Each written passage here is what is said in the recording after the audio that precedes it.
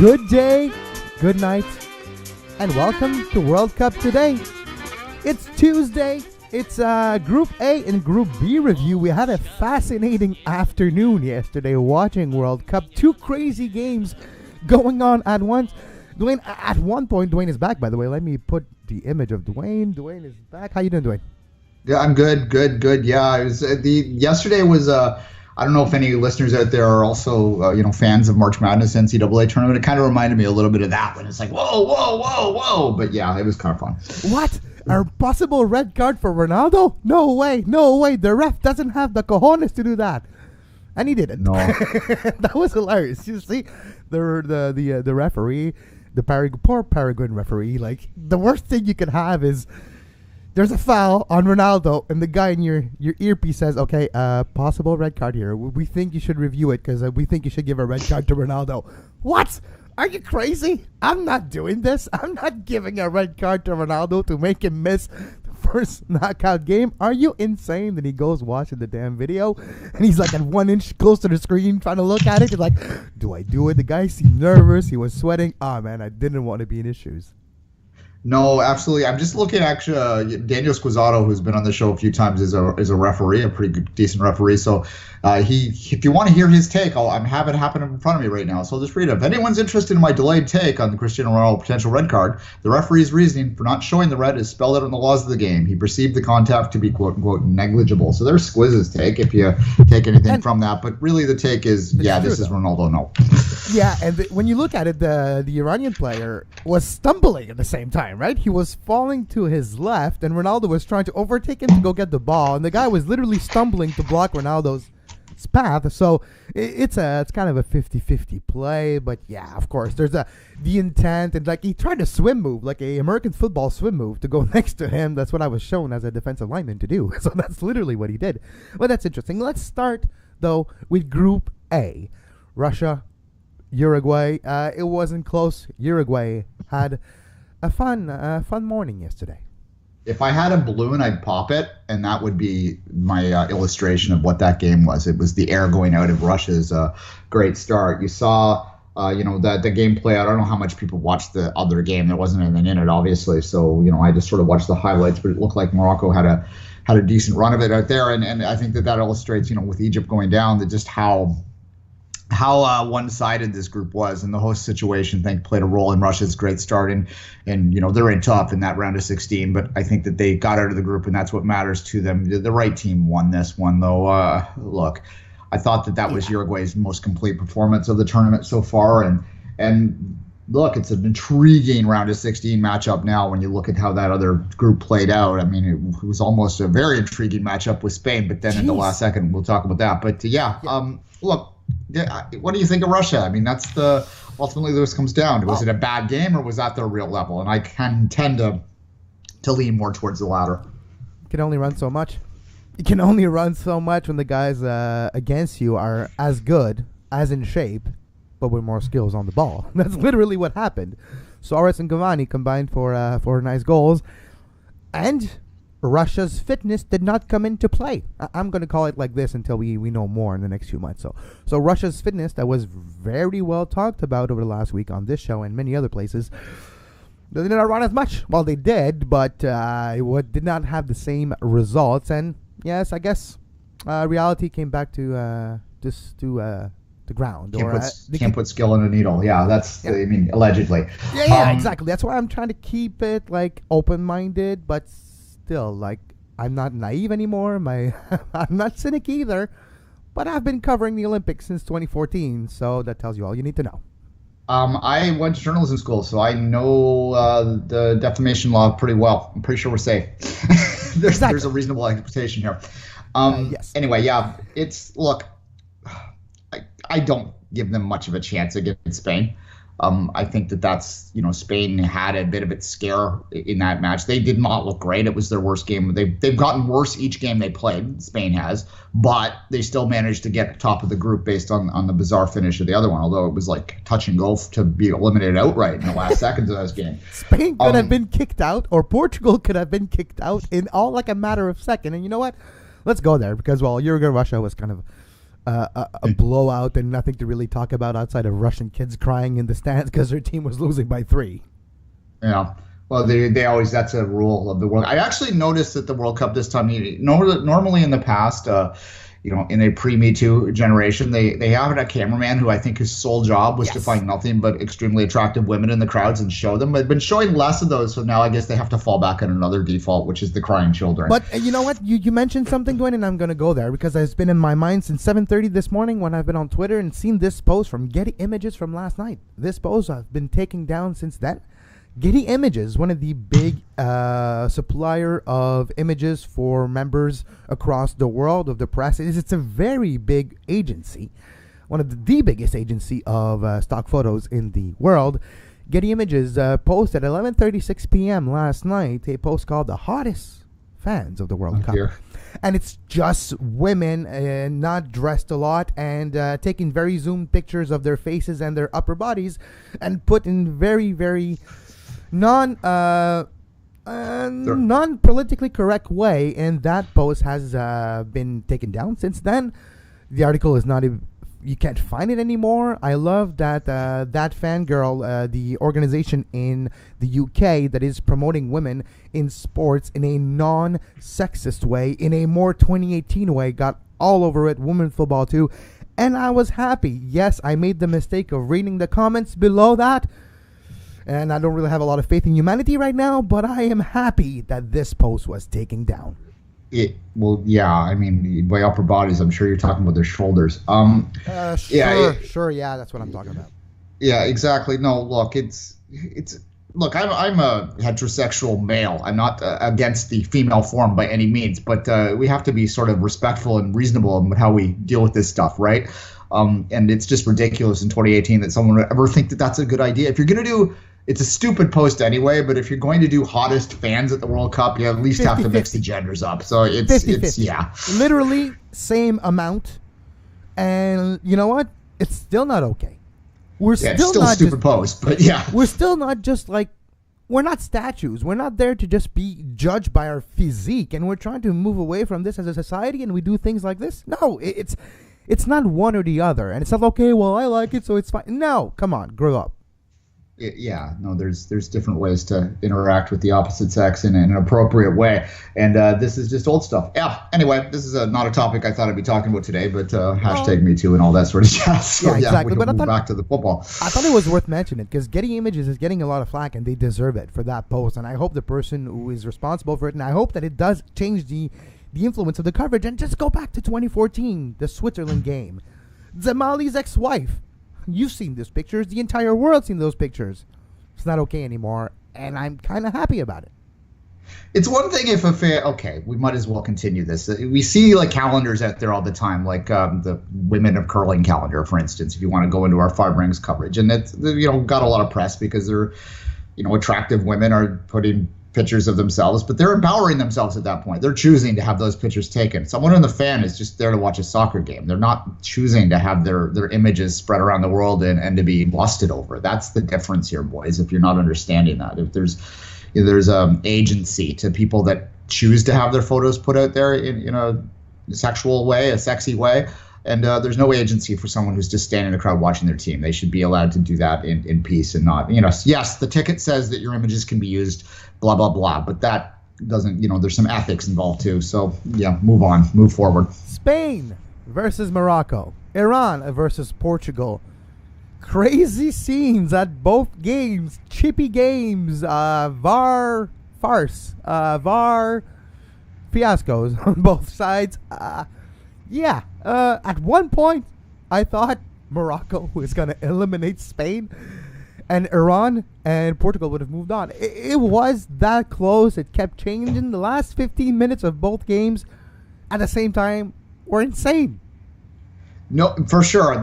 I watched the Spain game primarily. I had my phone with the Portugal game on, but I was primarily on my big screen watching the Spain game because I do follow Spain a little more closely. And it was a full measure that Morocco was getting that job done. And you're watching the standing going, oh my God, Spain might be out. And I'm thinking to myself, I was talking on this show 7 days ago about how Spain looked the best of all the contenders. And now we're sitting here staring at the possibility of them being eliminated with one goal going the wrong way. And it was very close. And if that Iran's late goal, which put them right back in the mix, not only knocks Portugal off the top slot, which they had right up to those final moments, but it precipice of Spain going out at that point. It was like, oh my God, this is really could happen. But and Iran late in the game, at the 94th minute or 93rd minute, they hit the side net. They almost scored there. That would have eliminated Portugal and would have made Iran move on. And Iran was unlucky too. A nice, like Quaresma's goal. We've seen Quaresma's goal a few times already in the highlights. The outside of the boot from outside of the box to the top left corner. And beautiful, beautiful. Who needs a left foot when you can curl it around the outside of your foot like this?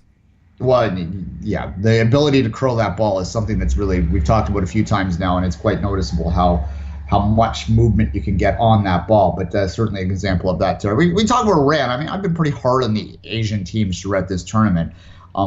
And you know what? They've shot me up a little bit because Iran played very well in this game, obviously. And if you go back the game previous against Spain, they played well. Were unlucky to not get a result there too. And in the first game too against Morocco, like it was, if they got the results there, a lucky goal. Morocco was unlucky, but you know what?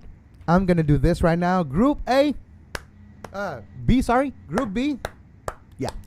When we saw the draw, we're like, yeah, it's gonna be easy group. Portugal, Spain are going to move on. They did. But it was a lot harder than anticipated and full measure for Morocco and Iran, who conquered the hearts of a lot of fans out there. And look, credit to Morocco, too, for not, we'll see what happens in the Peru-Australia game this morning. Two teams in a similar situation. But Morocco went out and played with a lot of pride, and you got to respect that they wanted to get that win for their country in the World Cup, and it does matter. I mean, when I was coming home in the subway this morning, I passed a woman wearing a Peru jacket, and I thought to myself, yeah, you should be wearing the Peru jacket today. Even though you're out, you still have a game in the World Cup to play today, and it's nice to see those countries treat it with the respect it deserves. I think of the country that I'm sitting in here, if they ever got there, we're probably going out in the group stage. I just want to go. I just want to be Panama. Just score a goal and celebrate like it's 1999. That's exactly what they did. You saw the images of the Panama game where Roman Torres, after the game, fell to his knees and started crying because they scored a goal at the biggest tournament of them all. Fans in the stands were singing and happy about that one goal because it's not about the ones you concede when it's your first trip over. It's about how you develop the culture, you develop the travel, the journey. The journey is more important than the destination. The World Cup Finals is the destination, but it celebrates the journey. And that one goal by Panama celebrates the journey. And there's something about this. This is worth it. Seeing fans emotional in the stands, singing, dancing, traveling in tens of 20s of thousands, and enjoying themselves and enjoying the game and improving the atmosphere and learning about the beautiful game at the same time. This is what it's all about. And don't tell me that teams like Panama don't belong at the World Cup. It's not just about the score. It's not just about the game. It's about the past, the present, and the future of the beautiful game. No, look, I mean, maybe it's because we covered the Olympics on 5 rings, and that gives us a slightly different perspective on what a win and a loss is, other than, you get that first place is second place is first loser or whatever mentality that's out there, and especially among North American fans, which I always have greatly rejected. I think of you think of our Olympic coverage, Kevin. What's one of our most favorite things we watched? It was Evan Dunphy finishing 4th. It was one of the things that still stands out. An incredible performance. If you don't know who he is, go back on our archives. He's a advocate for clean sport and someone who's been on our show a couple times. And he had a remarkable performance in the 50K. Almost got a medal, but that's going back into not the previous one, the first Olympics we covered. So at any rate, that's to me what this sport is all about. And I really take a lot of issue with people that dismiss the importance of Panama goal. And I saw a little of that. Oh, they're acting like they won the World Cup. And it's like, come on, people, have some perspective here. We're not all, we can't all be Patriots fans. No offense, Kevin. We can't all be. Fine. Can't be Yankees fan. I was going to say Habs fan, but Habs doesn't count anymore.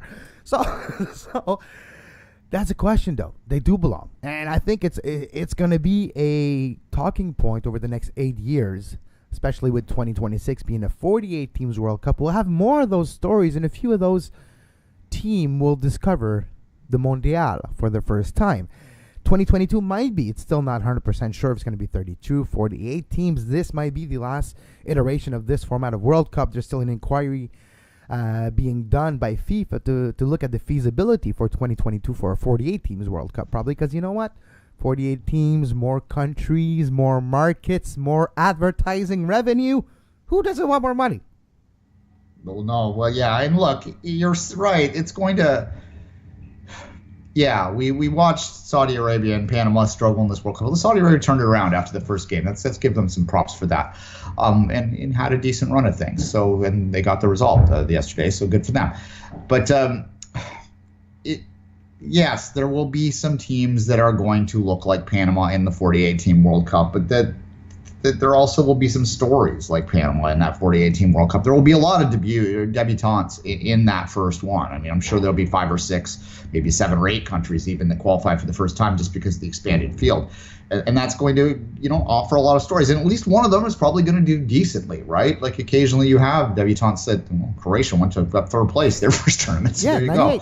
And you know what, though? And that's the thing we don't always talk about. And I think it's a good segue before we wrap up Group A and Group B as whole. There's a lot. The difference between the big teams and the small teams is smaller than we anticipated. Maybe we handicapped the good teams a bit too high, and we handicapped the low teams a bit too low. The gap is smaller than we think. And in one game, 3-game group stage, you actually never know what can happen. And we've seen in this World Cup surprise results. We've seen in this World Cup team that barely qualified for the tournament either doing really well or really poorly. Argentina. So you never know. Just getting to the dance is an achievement by itself, and is enough to, when you get to the dance, you know how to dance. And you know what? Nothing is impossible. I'm not saying that you're going to win it, but you never know. Russia got out of the group. We never thought in a million years that they had a chance because we were blinded by Mo Salah and his aura.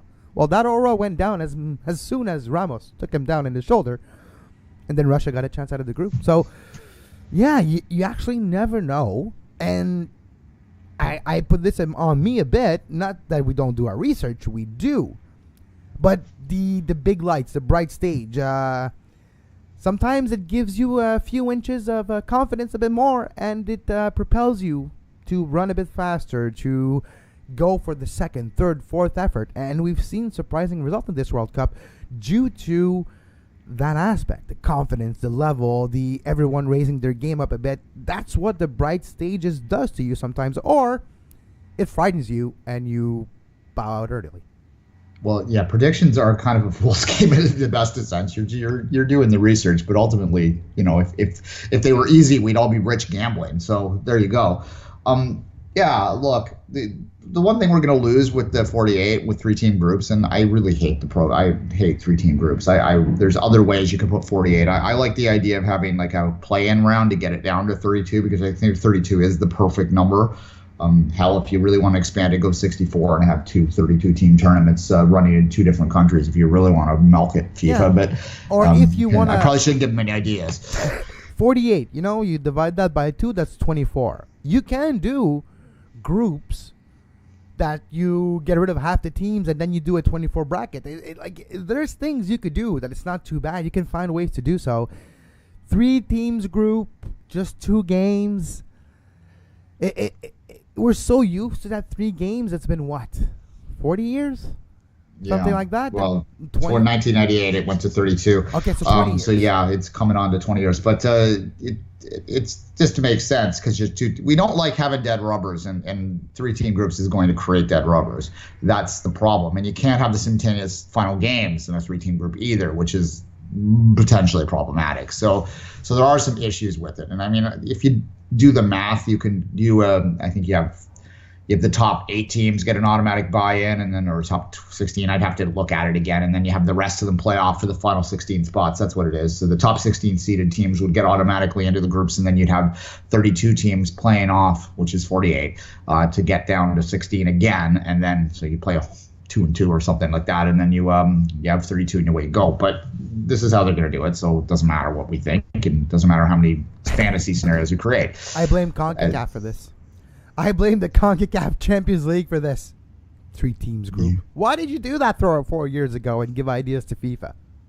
Yeah, I 3-team groups is CONCACAF. I'm used to them, and if you're listening to this outside of North America, you maybe have not seen a 3-team group situation play out, and they're not. It isn't ideal for the competitive balance of things because, as I said, you get dead rubbers, and you get sometimes groups are wrapped up quick, and it's just not a great format competitively speaking. But alas, that's what it's going to be, and it's really what they're trying to do is get it down to 32 and then have those knockout games, which I think everyone likes because they're sudden death, right? So that's going to be fun, certainly. And round of 16 is always a lot of fun at a World Cup, so we're just going to get an additional round of knockout. A round of 32. Exactly. Well, that's it will allow for a Cinderella run, because if a team gets the right draw, they can go deep, even if they're a smaller country, and that's another potential there. There's just more room for lucky runs, which that's not a dismissive thing when I say that. Sometimes it's fun to watch a little bit of luck. We mentioned the NCAA tournament before. I think the reason that tournament is so popular is because it allows these Cinderella teams to come out of nowhere, and you'll see a bit of that. I still think you're going to see the traditional countries do well, but that's neither here nor there. All right, to wrap up Group A and Group B, we now know who's going to be the first 2 matchup in the knockout stage, Duane. We have Uruguay, Portugal. Uruguay, winner of Group A versus runner-up of Group B in the left side of your bracket, the top pairing. And on the right side, the top pairing as well, Spain, the winner of Group B, versus the runner-up of Group A, Russia. Uruguay, Portugal, Duane, quick pronostic for that one. Uruguay. I think Uruguay actually. I do actually think Uruguay is a little underrated, and it was because they were in that Group A where we kind of looked at it and we went, it's kind of a boring group, and it's not a great thing there. But they've gotten a little bit better each game, and Portugal. I still don't I didn't pick Portugal to get out of the group, which was probably a silly pick, and I was probably just trying to be contrarian. But you almost were right, though. We're 4 minutes away from maybe being right. A goal, 4 inches away from being right. Exactly. So there you go. I picked Morocco to be the team that got out. Yeah, I mean, look, I'm not going to be surprised if Portugal wins that thing, but by no means at all. But I think that we're a little bit sleeping on Uruguay, and they're kind of, because they were in Group A, as I said, because they're not playing fancy teams right now. They had a chance to grow into this tournament, and they're on a pretty decent side of the draw now. So away we go, and that said, Portugal could absolutely win the damn thing. They could win the whole tournament, maybe. But that's a great thing about this World Cup is you could really debate these things either way. It's 20 years since the last time a new team won, and usually every 20 years a new team wins. Look what happened in 1978, Argentina, Maradona. So, yeah, you never know. You truly never know what can happen in a World Cup. 20 years, maybe Croatia, maybe Portugal, we'll see. But let's move to Spain or Russia. Duane, if I'm Spain, I'm in Russia, the host country. We're playing them in a round of 16. Do I drink water? Do I eat there? Am I solely focusing on what Spain's giving me, or do you take a chance of going anywhere and eat out, or just stay in your room maybe? Yeah, well, yeah, maybe fly to, I don't know, Poland or something and hang out for a few days. No, there's really no logical reason to argue for Russia to win this game other than the fact they're at home. But being at home didn't help them against Uruguay, and Spain is better. So, again, no logical way. That said, the only bit of doubt that's sort of planted in there is the way that Spain sort of sputtered its way at the end. So the question is really, can they find that form? But I think that they got a lucky break by the fact that Iran scored the goal and knocked them into that top spot to give them the easier round of 16. Because I'm picking Uruguay over them if they draw. They just didn't look well. So this fact that they have Russia and they should just have enough talent to win that one will allow them another 4 or 5 days to sort of grow into it when you get into the rural business end of this tournament, when you get into the quarters. So that's going to be, I think, where things really get interesting for the Spains of this world. And I haven't really looked ahead at the bracket now to see what the quarterfinal mix-up was, and I guess we have to wait till today plays out to see that too. So, so it's going to be interesting there. But yeah, look, no logical reason other than the fact that sometimes logic doesn't play a role in these things. And if you're Spain, if you look at the game they just had, they got beat on the counter and they got scored against for Morocco. Right? It was pretty obvious that Morocco had a bit more pace on a few occasions than Spain. We've seen one thing with Russia so far. They have pace. So, could it be dangerous? Could Russia bunker down and try to wait for their one or two opportunities when Spain loses possession? It's not going to happen a lot. It's going to happen once or twice in the entire game. Bad backpack, the old defender is going to miss the ball, and he won't be able to run fast enough to get it. And maybe Russia's going to have one or two opportunities like we've seen on Body yesterday and bury one of those. So maybe there's a chance there, but that's pretty much the only way I can see Russia score a goal and become dangerous is either to catch Spain on the counter on a turnover in midfield and have more space and be able to outrun the defenders of Spain, which are a bit slower than they were 4 or 8 years ago. And that's pretty much the only scenario where I see the biggest threat of Russia, which is their speed, coming into play. Is PK a vampire? I mean, he's looked the same for 10 years. PK should be red-carded. PK should have got a red card yesterday, same as Ronaldo. But if this was MLS, both guys would be suspended for 5 matches. There you go. Look, yeah, what we're going to know about this game is that Spain's going to hold the ball for probably 70% of the game. It's 78% possession in their second group game, but they also only scored one goal, right? Yeah. So it's going to come down to that. I mean, is Diego Costa a good enough finisher to propel Spain to the top? I think that's your question. If you look back to 2010, they had a few they had Torres they had as a golden weapon up the sleeve, right? Golden boot, Nando Torres, 2010. Yeah, that was your difference between Spain now and Spain then, is they had that ability. They could still possess the ball in the same way. In fact, they might possess the ball better now. Yeah. But they don't have that same, because Costa can be a great striker, but I don't know if he has that same sort of ability to break a game open, because I don't know if he has the same pace that Torres had back in the day. Well, it's a different type of striker too, right? When you think about Diego Costa, you think about a powerful, a presence that will overtake and start beating opponents to get a chance. I'm just trying to illustrate his style of play. It's a bit more physical than what we've seen example Fernando Torres in 2010 with the pure false nine type of striker.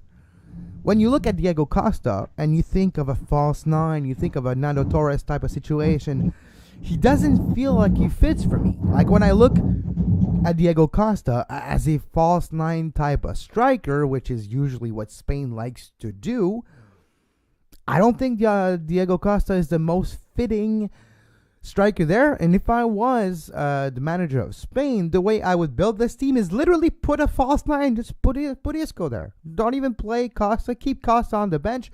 Put Costa in at the 56th minute when everyone is tired and his physical abilities on air balls or on moments in the box will be able to take an advantage of. But I'm not the manager. Yeah, well, no, you speak to using that different look situation where you wear them down and then you put the physical force out there. Or, the opposite way is if you have a physical force out there, you put a speed person out there at the end of the game. And I think, as we sort of touched on, back in 2010, not to belabor, 8 years ago, but that speed, that sort of pace, that ability to break a defense open allowed their possession game to work a little bit more effectively. Whereas now, I think the teams don't need to respect the break on Spain as much as they did in the past, which means that they can drop back in that low block even further. The other thing too is that, the evolution of defensive strategy has emerged over the past 8 years, and teams have figured out how to play the possession-based teams a little bit better, the ticky-tack teams, right? They've figured a style out that works against them, and we're seeing a lot of that to the point that now it's more common for teams to play the low block pounce counter game that works so effectively for for Leicester when they won the Premier League a few years ago, and for a bunch of teams now that are playing it, very well. So this is the style that we're seeing out there, and it's sort of, styles make fights, right? So there you go. This will be an interesting sort of situation, and certainly that is how Russia wins this damn thing. Is that they sit back and they block and they block and they block and they block, and then they get a break and they score, and then Spain spins itself into a knot trying to pass the ball into the goal and fails to do so. So that's how the scenario plays out. But I think 9 times out of 10, Spain advances from this game, though. I want to finish the show, Duane, today by talking a bit about Argentina. Wow, what a tire fire. So apparently there was a mutiny. We don't have confirmation, but we do have some interesting comments by Javier Mascherano yesterday. So apparently Sampaoli is not even going to choose the team, and that's what's been reported by many, many people. And you know what? I'm not really surprised. And apparently it comes from Messi. Apparently Messi's the leader of the revolt, and Messi cried after the game. That's what his mother told everyone. Come on, Mom. Do you have to tell everyone that I called you and cried? Come on, can you keep this for yourself, please? Jesus. It's a tire fire, as you say, but the crazy thing is they still could advance. They still could win. No, you never know. But so apparently tactically, we'll see this afternoon, and we don't want to belabor on this too much because by the time you listen to the podcast version, this game might be over. But apparently we won't see a 3-man backline, which is usually very important for Sampaoli. Apparently, the players want to have a system that will give Messi the ball more often and liberate Messi a bit, and the 3-man backline did not do this, did not help Messi, according to the players. But what Javier Mascherano said yesterday that really got my attention was, look, yes, it's not necessarily the belt, but there's not a revolt either. When we have concerns, when we have ideas and maybe difference of opinion, we do talk about it with Jorge. We do talk about it with him, because if we don't, it would make us hypocrites. It would make us hypocrites to just talk about it amongst themselves and not include him in the conversation. What does that tell you? Is it true that they're going to choose their own team? I don't know. But those comments, the truth might be somewhere in the middle, where Sampaoli probably told them, I'm sorry, it's my fault. What can we do together to fix this? And then the guys are like, well, listen to us next time. I think it's closer to this than maybe a mutiny. I think it might have been a mea culpa from Sampaoli. There's an imbalance to that lineup, too. I mean, I'm going to be City focused for a little second here because there's a lot of City players on that team, or former City players in some cases, right? So they remind me a little bit of sort of that Manchester City team in Pep's first season, where they just couldn't, when Chelsea won, they couldn't just get anything going, and there was an imbalance there. There was a lot of front end talent, but they couldn't figure the back out. They couldn't figure out how to defend. They were vulnerable to the counter. That's what Argentina looks like to me. They're very similar, and there's an imbalance, as I say, talent wise. So yes, the management and the tactics matters, but I think that ultimately the problem lies as much in sort of how the roster is composed than it does anything else. So, I mean, I don't have a lot of hope that they're going to get out of this thing today. I said they could advance, and as you say, we're not going to belabor it, but we'll see. Hey, maybe they throw 5-0 down and suddenly they're back and rolling. We don't know, but they just don't look like it. And as I said, I think a couple shows ago, there's always a contending team, a favored team that just, the bad during the group stage, and I think Argentina is that team this year. Yep, I wouldn't be surprised if maybe Nigeria can have a great day today. And that's the funny thing with that group, with Group D, is you never know. And even Group C, like we'll finish with this, you got France, Denmark, Australia, and Peru.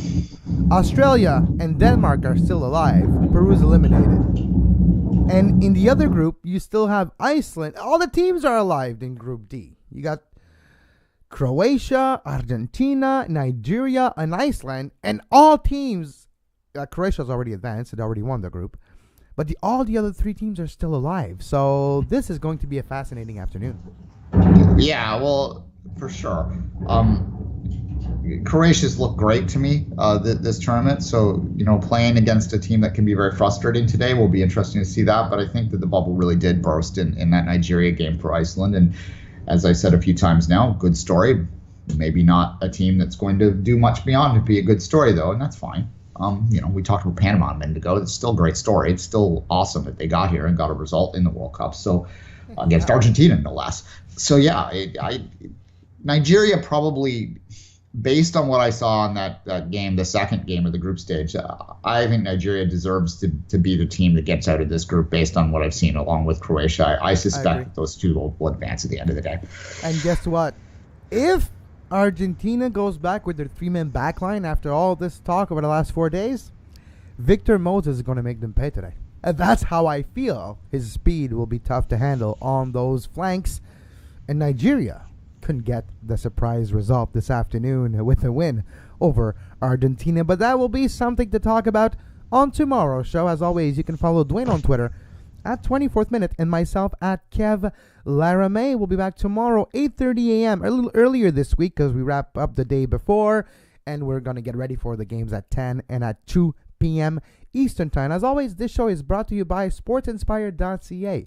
Clothing inspired by greatness. Get your World Cup inspired collection for a limited time only right now at sportsinspired.ca. And as always, until tomorrow, have a great soccer.